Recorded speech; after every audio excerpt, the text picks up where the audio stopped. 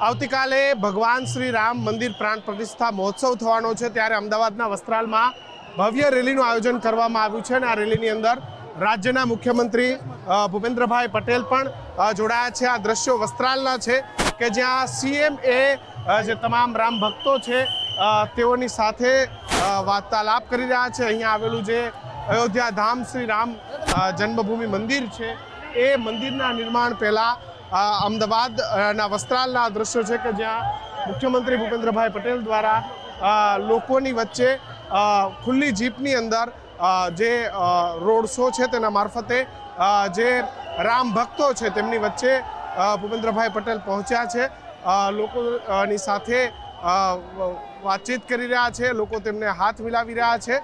આવતીકાલે જ્યારે રામલલ્લા પ્રાણ પ્રતિષ્ઠા મહોત્સવ થવાનો છે ત્યારે મુખ્યમંત્રીએ વસ્ત્રાલની અંદર ખુલ્લી જીપમાં જે ભક્તો છે, જે રામ ભક્તો છે તેમની વચ્ચે પહોંચ્યા છે અને જે રામ ભક્તો છે તે પણ જય શ્રી રામના નારા એ ભૂપેન્દ્રભાઈ પટેલને જોઈને લગાવી રહ્યા છે। કેમેરા પર્સન નરેશ સાથે કિશન કાટેલિયા, ગુજરાત ફર્સ્ટ, અમદાવાદ।